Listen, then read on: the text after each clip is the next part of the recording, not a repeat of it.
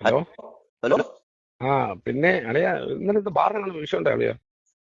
വാറിലൊന്നും എന്റെ ഞങ്ങൾ അതിൽ എങ്ങനെ പോയപ്പോ ഒരു ചെറിയ അത് വലിയ വിഷയമൊന്നുമല്ല, ചെറിയൊരു ഒന്നും തള്ളു വാക്കേറ്റോ അത്രേ ഉള്ളൂ. അളിയുടെ മുഖം എല്ലാം കൂടെ കമ്മണ്ട എല്ലാം ഊരി, പിന്നെ കണ്ണുമെല്ലാം കലങ്ങിയിരിക്കുവന്നല്ലേ. അടി ഇഷ്ടംപോലെ കൊണ്ടുവന്നാ ഞാൻ പറഞ്ഞു. അടി അങ്ങനൊന്നും കൊണ്ടില്ല, പിന്നെ കുറെ അടിയൊക്കെ കിട്ടി, അല്ലാതെ വേറെന്തോ ചെയ്യാനാ. ആയിരത്തി നമ്മളെ പറഞ്ഞ ഒറ്റക്കുള്ളായിരുന്നു. ഇതേ യവന്മാര് 3 പേരുണ്ടായിരുന്നു. ആ, യവന്മാര് 3 പേരെന്ന് പറഞ്ഞാൽ താടിയെ കുടിയെ ഉള്ള 3 പേര് അവന്മാര് നിന്നും കഴിക്കുക. നമുക്ക് പറ്റിയെന്ന് അളി പറഞ്ഞാൽ ഞാനും പിന്നെ സുഹൃത്തുക്കാരും വാപ്പായും ഒറ്റയ്ക്കും. നിങ്ങൾ 3 പേര് ഒറ്റയ്ക്ക്? അവര് 3 പേരുണ്ടായിരുന്നെന്ന്. അളിയൻ 3 പേര്, നിങ്ങൾ 3 പേര് ഒറ്റയ്ക്ക്? ഞാനും വാപ്പായും ഇക്കായും ഒറ്റയ്ക്ക്, അവന്മാര് 3 പേരും. ഓ, എന്തോ പറയാനാ ആ, പറഞ്ഞത്. അങ്ങനെ പറ്റിയതാ. ആന്നല്ലേ. അങ്ങനെ പറ്റിയതാ, കേസ് കൊടുത്തിട്ടുണ്ട്. അമാരകത്താവും. കാര്യം അമരകത്തോ അതെ. അമാരകത്താവുന്ന ഞാനങ്ങനെ അകത്താവുന്ന ഇടി കൊണ്ടാന്നില്ലേ അവന്മാരിൽ ഇടിച്ചത്. ചുരുക്കണത് ഇടി അളിയനെ കിട്ടി.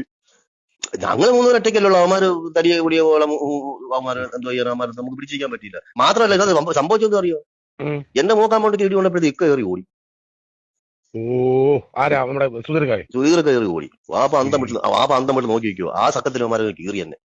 ഓ, ആ, അതാണ് ആ, പ്രശ്നം. പോട്ട് നമ്മൾ കേസും കൊടുത്തു.